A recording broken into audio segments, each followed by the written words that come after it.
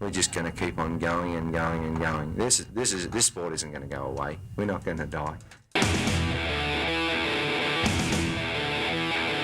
Hi, I'm Chick Henry, promoter of the Street Machine magazine Summernats, Australia's biggest horsepower party. Welcome to this Brute Horsepower DVD. We're going to bring you the historic highlights of many years of street machining in Australia. And in fact, the very first Brute Horsepower video we made in 1986 as a result of the 86 Street Machine Nationals.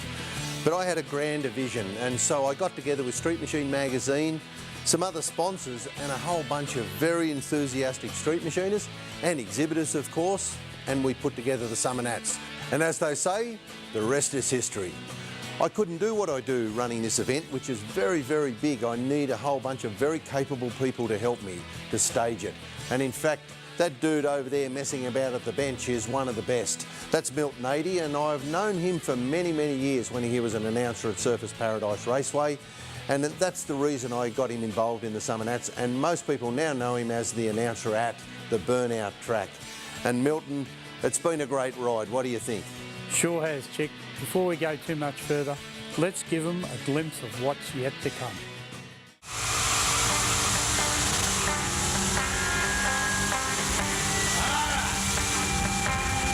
Here we go. Look out. When I was out cruising with my old mate chick, when I see it's time to get there real quick, down to the old black tar track, give us some stick and get my trophy back. We lined her up on the burnout brick, and the marshals took one look, they all hit. Down went the foot and the dark blew its lid. We were 2 miles away before we hit the skids, and the crowd Oh yes, oh yes.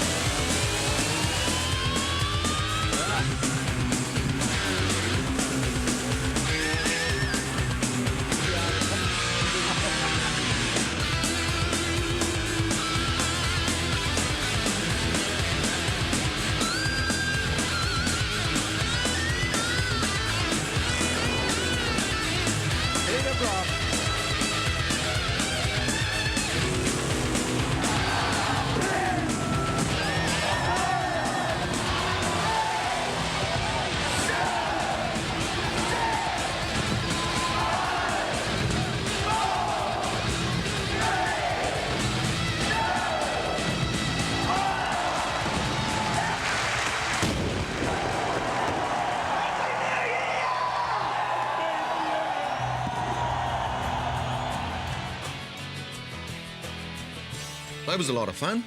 Where'd you get those glasses? What glasses? Milton and I will bring you the highlights, milestones and trends. Some very outstanding people, the entrants in all their cars.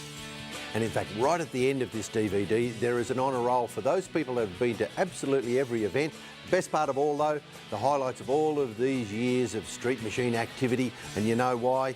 We have done this Brute Horsepower videotape in the first place so that we can capture it all on film for your enjoyment.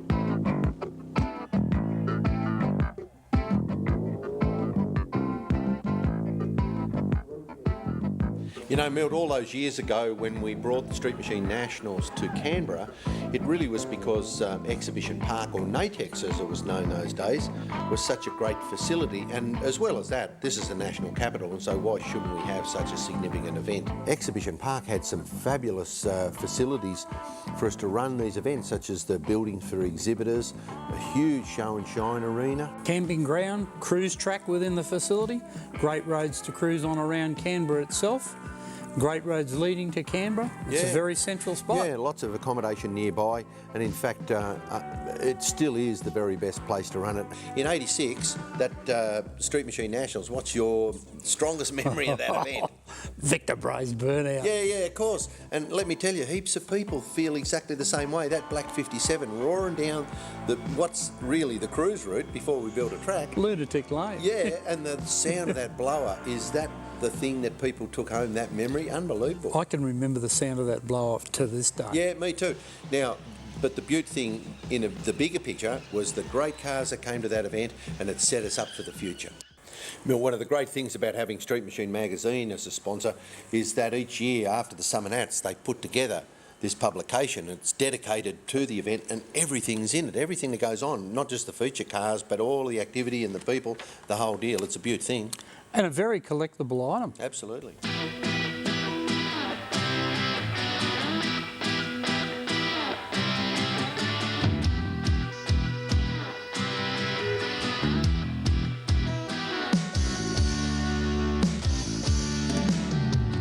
Summernats is the place to be. Everyone is here. 50,000 people make this event the party of the year. It's an obsession, it's a way of life. It's the cars, it's the women, it's the atmosphere. Once you're addicted, it's Bill, anybody that was at the first Summernats would agree, I'm sure, that Robbie Beecham's Calais was the car to go home and talk about. It was the car that set the standards for quite a while.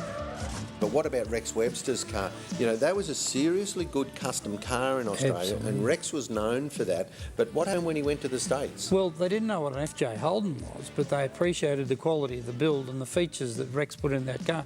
He is one of the best fabricators and constructors and trendsetters of all time. And the XY Falcon of Owen Webb, of course, Webby, as we know, is still the chief steward at the Summernats, but the pro car that he built, it would be good for people to know how good Owen was at building his own cars then for the credibility that he has now. Remember that car I brought back from the United States? Oh, Rick Dobbiton's? Yeah, the Pontiac yeah. J2000, which was a pretty unusual car in Yeah. its own right. But small block, twin turbocharged, twin supercharged, which was unheard of the two things. Nitrous oxide, I think it had a Dominator that fed it. Everything on that car was a feature. Every single aspect. That car is as competitive today as it was then. Absolutely. The big fat dude Yeah, sitting yeah. on the fence. You know, the local newspaper got onto him, and then national newspapers put photos of him in their newspapers, and he couldn't get over how famous he became. Milton, what's your strongest memory in the first Summernats? Well, it was the first time we had a burnout track, but that is the centre of burnout competition worldwide. There's been some serious reputations established there. Burnout champion of the world. That is a huge feature. Yeah, and of course my strongest memory is this blue Capri with a big block Chevy in it, and that's what got my attention in the first place. I mean, you know, the fact that he was doing a good burnout, but a big block in a Capri? He leapt out and jumped up, ran up on top of his car, all gaga, and the crowd were going absolutely insane. Yeah, and people talked about it for ages, but, you know, as the promoter of the Summernats, even back then I knew that if people go home with memories, not just of great cars like Robbie Beecham's, but unusual things that they see, fantastic performances, but this guy jumping up on the boot, that's unexpected stuff, and I love all that.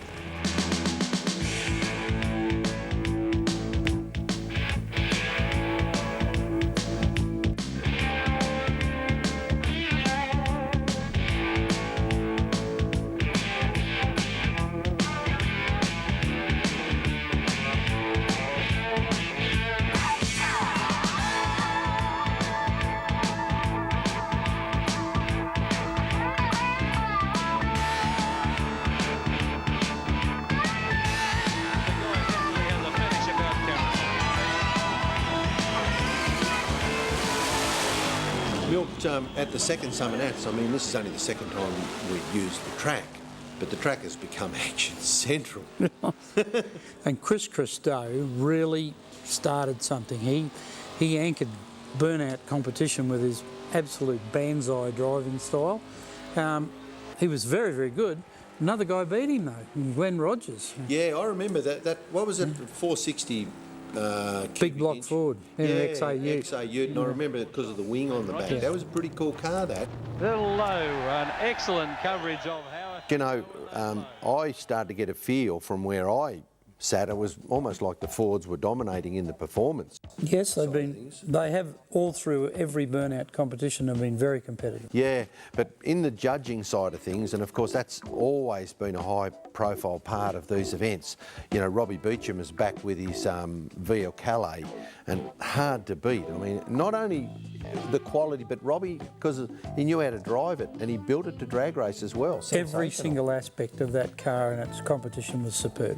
What about Todd Elbow's Gemini? Well, it just showed you didn't have to have a V8. The little four-cylinder cars, the detail on that car was fantastic. There has always been immense popularity with XU1 Tiranas. I mean, still today have got a sensational shape about them, but this one of Brett Hayes might not have all the in-your-face stuff, but the detail was unbelievable. He could teach people detailing today. What about Scott and his dad, Scott McLaughlin? A really good father and son combination. His dad really had his heart in it, and Scott was injured in sport and had to go to do something else. So they did this as a father and son venture, and both got a big kick out. Howard Astle, who'd been in the street machine scene for a long time, and this XA Falcon of his, one of the cool things about that Howard had done, this is a guy who knew what he needed to do to make the cars of that superior show quality. Cut the floor out, for example, and weld in straight pieces of sheet metal so that you made... Things happening everywhere you can look. Lots and lots of cars, people getting what they want. This year is shaping up to be the biggest and best Summernats ever.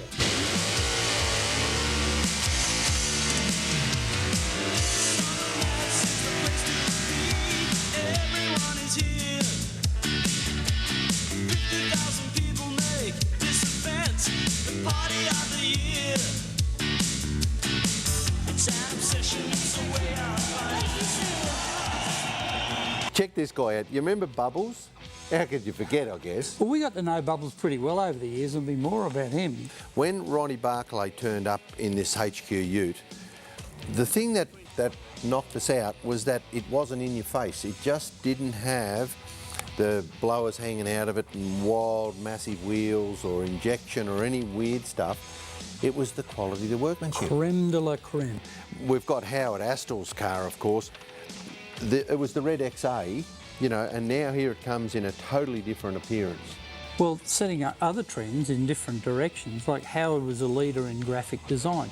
This is when graphics started to appear, and Howard went sort of a little what we considered wild at the time, and really blew everybody away with the second rebuild on the car. Yeah, and in fact I thought it was a pretty spectacular engine bay in Howard's car, but I think the most obvious thing were the overall colour and those spectacular graphics. It hit you right in the face. But meanwhile, up at the track...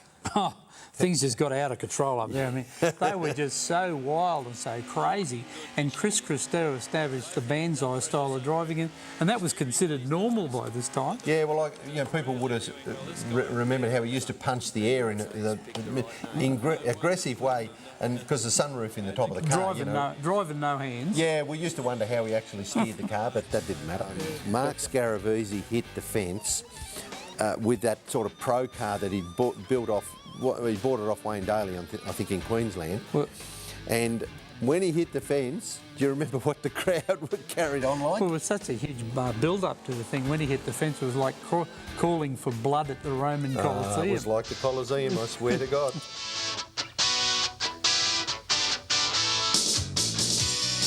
At this Summernats, we introduced the ladies burnout and the ladies go to woe for the first time, and it was a good thing because it was a high-profile event that the ladies could really feature in. But who won that first one? Debbie McNabb. She, beautiful little lady who drove a nice Statesman. All right, the ladies left their mark. There's no doubt about that. They were standing out at that time. The cars that had come to the event. What about our mate JT from Melbourne, John Taverner? Been a long-time friend, high-profile drag racer in his own right. And really understood car concepts. And that car took the colour concept to the extreme, taught a lot of people a lot of things, and really in your face. Yeah, what about this guy here? with the red FJ. Remember that one had a big block in it? Had a chassis like a tank. Yeah, and in fact it was legally registered, and I thought that was fascinating. You know that an FJ should, a bit like the Capri at the first Summernats, it should have a big block in it, but it was a blown big block as well. It was a tough thing. Pretty serious car. Mark Sanders from Adelaide built this Tirana, and it was a high-profile car in the show sense, but it had a full chassis in it. Had a Rover V8 in it. Is that right? Yeah, oh, that's right. Yeah, I remember Aluminium V8. Yeah, Billy Westwood, and Billy had worked as a judge from time to time. All right. But you know, this black XA Falcon of his, it was the benchmark for body straightness. Seriously good black paint. Still remember as one of the best black paint jobs we've ever seen. Yeah, and you know that the sad aspect of that, it got stolen out of his garage right next to his bedroom, never seen again. When it comes to highlights at the event, my highlight is Victor Bray and Alan Bougen, Captain Cuzzo. Yep. And the fact that they brought their cars to the event. What do you reckon about that? Well, these guys used to enjoy themselves to the extreme. They were a punch and judy act at the at drag racing, and they came down here and played up like second-hand lawnmowers. But I was in Captain Cuzzo's car. Were you? Yeah. And the awesome horsepower from these blown motors just amazed people. Wherever we fired the engines up, people came from miles around. I mean, they are incredibly powerful cars, there's no doubt about that.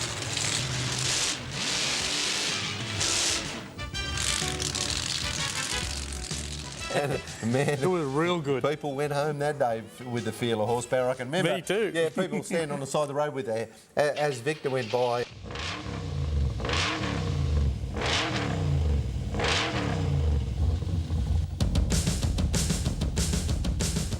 I remember this year. This was the year Chris Webb wrote the Summernats song. Yeah, that's right, mate. Do you remember that lady there?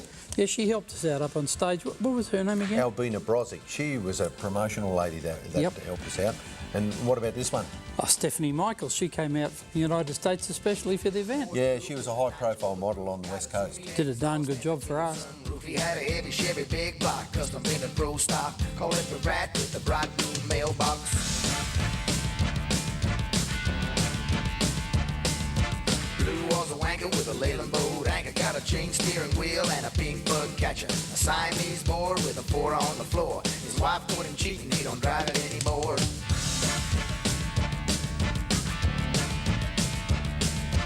Mustang 302, kitted out with inner tube, painted pearl green, it was cold, chew and spew. 4 boat mains, you could see them by the stream. It flew down the track and took the wetbacks to their shame.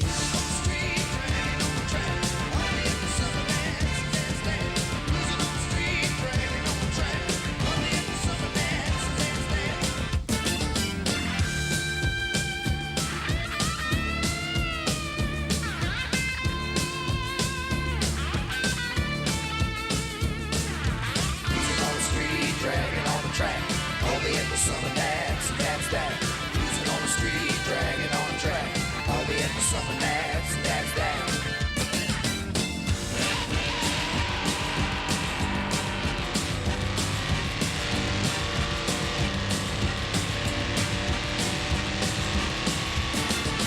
Bobby had a lead sled, painted deep blood red. Loved it so much he took it home to bed. Fitted Cobra jets, stole window nets. I seen him down the back road, he's going for taking bets.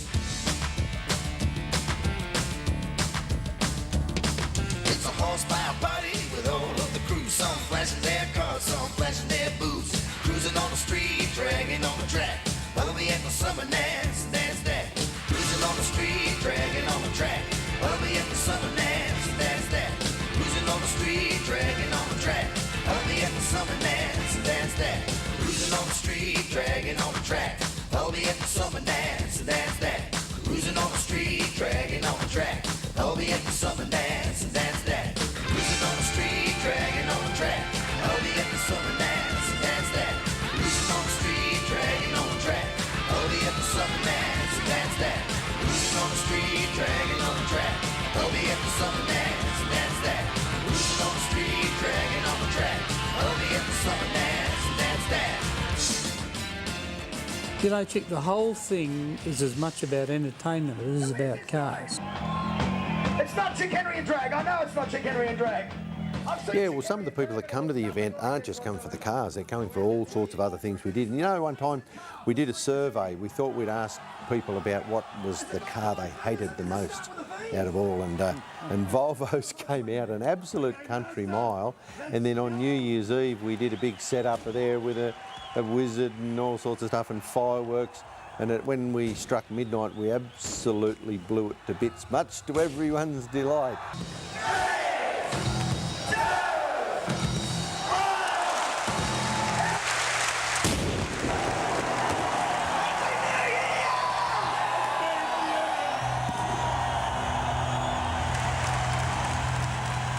We sure did a job on that Volvo. Yeah. More action. There was demos on the burnout track by race cars, like John Noonan's Top Fuel Dragster. Yeah, that was great. It was too, and one of the things he said to me was about how much traction there was up there. Well, by now our burnout track had been starting to get a serious amount of rubber laid down on it. About that time too, Gary Myers was starting to make his presence well and truly felt at the Summernats. As he always has done and continued to do. Yeah, yeah.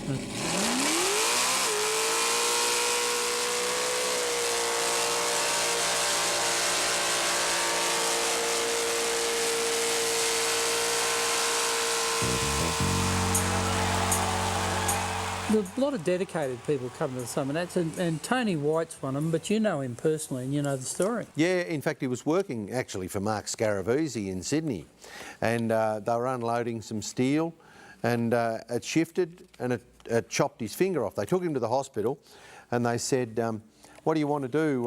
Will we microsurgery it or sew it back up as it is? He said, how long will I be in hospital? They said 10 days. He said, sew it up. I've got to go to the Summernats. That's dedication. And mate, do you know, the sad part about it was, here's a guy that had come to the event, he'd come to other shows that I'd been involved in, and he passed away a few months ago, which is pretty damn sad. And there was an incredibly enthusiastic guy.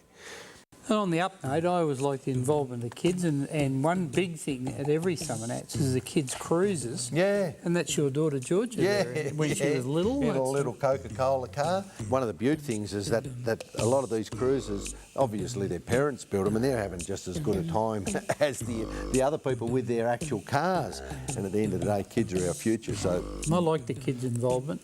Yeah, and the big boys' toys, that was the year that pastel colours really started to make their mark. Yeah, that's right, like that pickup there of Peter Collier's. And you're right, that was the year when pastel colours became very, very obvious. Jumped up in our face, and they've been getting more spectacular ever since. Yeah, that's the truth. Good things.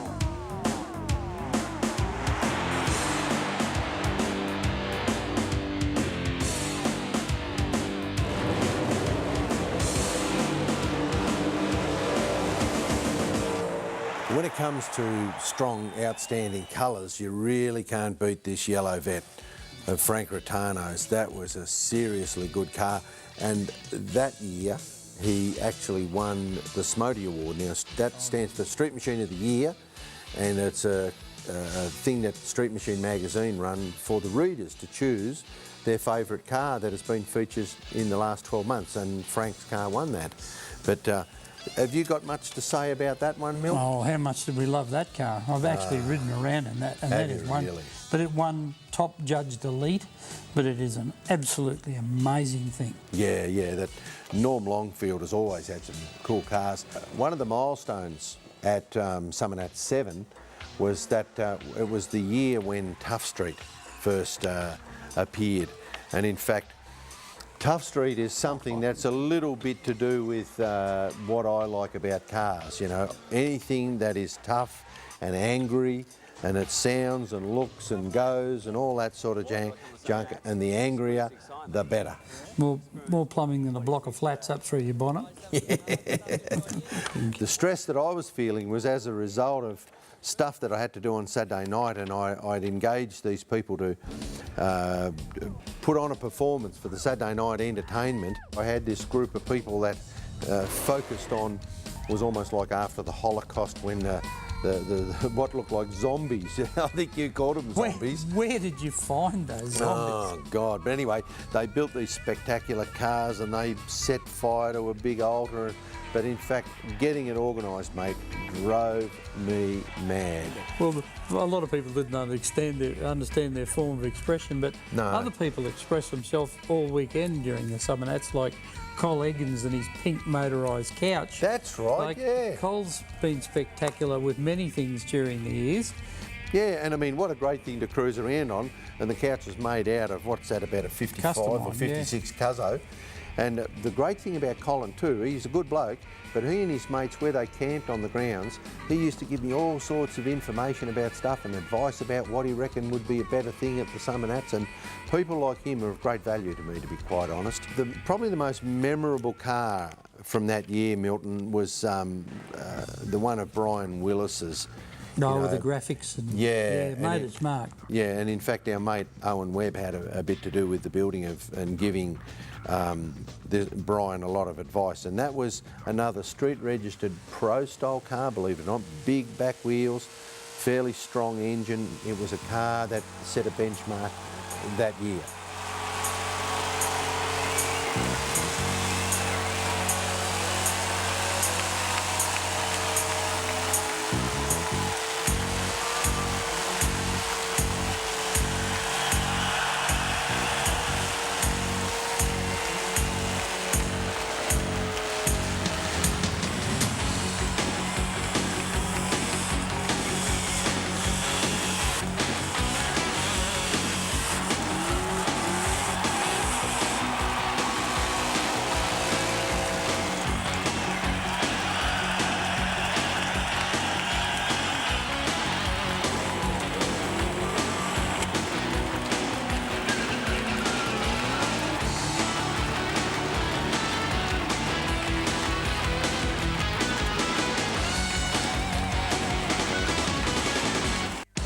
Cars, good times and rock and roll. It's all happening here at the Street Machine Magazine Summernats in the capital of cruise, Canberra.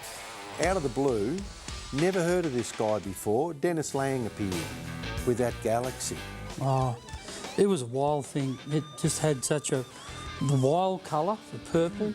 It had super big feet on it on the back. It had a blown engine, and everything on the car was a feature. It was quite amazing, you know, that he car. turned up and, you know, after no one knowing about him, and went right through and won the Grand Champion Award, you know, picked up the sword.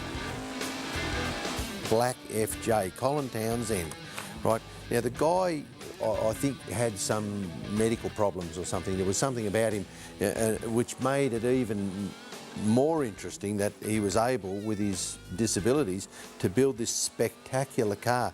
The car was wider. He'd put something like about 50 or 80 millimetres in the width of it, and it was lower and longer, and it was the wildest thing. Paul Bennett's pink Camaro was the graphics that was probably the most interesting aspect. The best I've ever seen in the world. I've never seen anything legal at this day. It had the history of the American Indian people written into the graphics on the side. The detail was like engraving. It was just absolutely brilliant. Yellow Terror, which is a sponsor of our Brute Horsepower DVDs, Dave Bennett, the principal of Yellow Terror, is a person that has made an incredible contribution to the high performance industry in Australia, and having him at the Summernats has been a great thing. Whilst I can't mention all the other sponsors, a lot of the sponsors bring so much that's special to the event. You know, they're not only the money that they put into it, but their products and their information and all of that sort of stuff. And companies like Rare Spares, that the principals are enthusiasts too. I'm afraid you can't all be winners, but just being here at this fantastic event You are with What probably sticks out in your mind the most? That year, Fireball Campbell, a stuntman from Queensland, had come to the Summernats, and he'd somehow conned this poor dude in Queensland to loan him his Phase 2 GT Falcon, put a roll cage in it, and he was going to jump 15